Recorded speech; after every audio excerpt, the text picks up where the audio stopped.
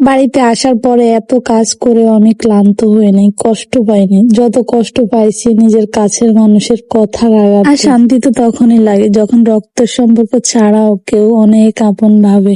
আসসালামু আলাইকুম, কি অবস্থা সবার? তো কালকে বিকালে বাবার বাড়ি থেকে শ্বশুর বাড়িতে আসলাম, আর সকাল থেকে আল্লাহর নাম ধরে কাজ কাম করা শুরু। তো এই বাড়িতে ভালো লাগে যে ব্যাপারটা, সেটা হচ্ছে সকাল সকাল টাটকা টাটকা মাছ পাওয়া যায়। মানে মাছওয়ালা সকাল সকাল আসে, তরকারিওয়ালাও আসে সকাল সকাল। কাল রাতে ভাবছিলাম যে সকালে কি রান্না করব, মা মেয়ে কি খাবো সকালে। তো আল্লাহর হুকুমে সকালে মাছওয়ালা আসছে, না হলে কিন্তু বাজারে যেতে হতো আমার। তো এখানে দুইটা তেলাপিয়া আর একটা রুই মাছ নিছি। তো মাছওয়ালার কাছে একটা রুই মাছ ছিল, তো রুই মাছটা আমার ভালো লাগে তাই আমি রুই মাছটা নিছি। আর এগুলো পুকুরের মাছ। তেলাপিয়া মাছটা কাটাকাটি করতে আমার সত্যি ভীষণ কষ্ট লাগে, কারণ তেলাপিয়া মাছে অনেক বড় বড় কাটা আছে, আর রুই মাছ তো অনেক আরামসে কাটা যায়। যাই হোক, আমি মাছের পিস গুলো অনেক সুন্দর করে কিউট করে কাটার চেষ্টা করতেছি, প্রায় আমার কাটাকাটি শেষের দিকে। তো মাছ তো কিনলাম আর কাটাকাটি দোয়াহালি ফ্রাই করতেছি, কিন্তু মাছের সাথে কি রান্না করব সেটাই ভাবতেছি। তো চুলার মধ্যে ভাত বসাই দিলাম, আর এইদিকে আমার শখের চুলার যায় যায় অবস্থা।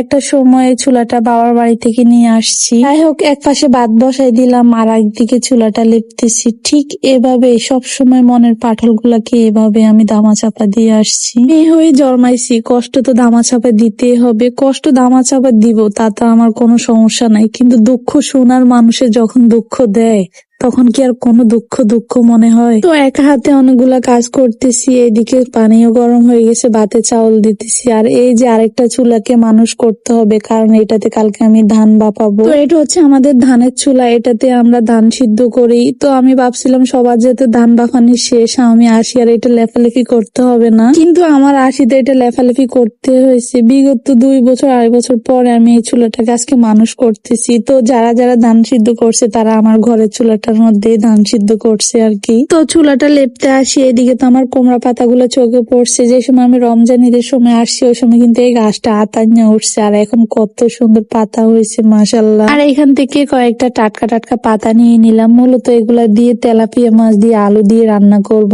টাটকা টাটকা মাছ এন্ড টাটকা টাটকা শাক, অনেক বেশি মজা হবে। আমি ভাজা মাছ দিয়ে তরকারি রান্না খুব কম করতাম, কিন্তু এখন ভাজা মাছ ছাড়া তরকারি রান্না করাই আমার হয় না। আমার কাছে এখন ভাজা মাছ ছাড়া তরকারি রান্না করতে ভালোই লাগে না। মাছগুলো ভাজি করার পরে আমি এখানে তরকারি বসাই দিলাম। প্রথমে পেঁয়াজ দিলাম, একটু রসুন দিলাম, হলুদ মরিচের গুঁড়া যা দেওয়ার দিয়ে একটু কষাই নিলাম হলুদ মরিচ। তারপর তো মাছগুলো দিয়ে দিলাম, আর ডাঁটা আর আলু একসাথে দিয়ে দিলাম। এগুলো একসাথে অনেক সুন্দর করে সিদ্ধ হবে। তারপর তো আসছি ছাদে, কারণ ছাদে আমি প্রথমে এখানে ধান রোদে দিলাম। এগুলো মূলত আমাদের আতপ চাউলের ধান, এগুলো একটু বেশি করে রোদে দেওয়া লাগে। আর এইদিকে বাড়ির উঠানে কতগুলা ধান, এখন যদি জড়ি আসে না আমার অবস্থা একদম খারাপ। আর এইদিকে ছাদের থেকে আসি, দেখি আমার স্বাস্থ্য ননদে আমার জন্য বক্তা নিয়ে আসছে আর আমার তরকারি লাড়াচাড়া করতেছে। খুব শান্তি লাগে যখন দেখি রক্ত সম্পর্ক ছাড়াও কেউ আমার কথা ভাবে, তখন খুবই সত্যি কথা অনেক ভালো লাগে। তো মাছ ডাঁটা আলু সবকিছু সিদ্ধ হওয়ার পরে আমি এখানে পাতা দিয়ে দিলাম। আর যখন আমি হাতের কাছে চালা কাটা পাই না তখন কিন্তু আমার ওড়না দিয়ে আমি ধরি। এই অভ্যাসটা মনে আমার মায়ের পাইছি আমি। তো সব শেষে আমার তরকারিগুলো অনেক সুন্দর হয়েছে।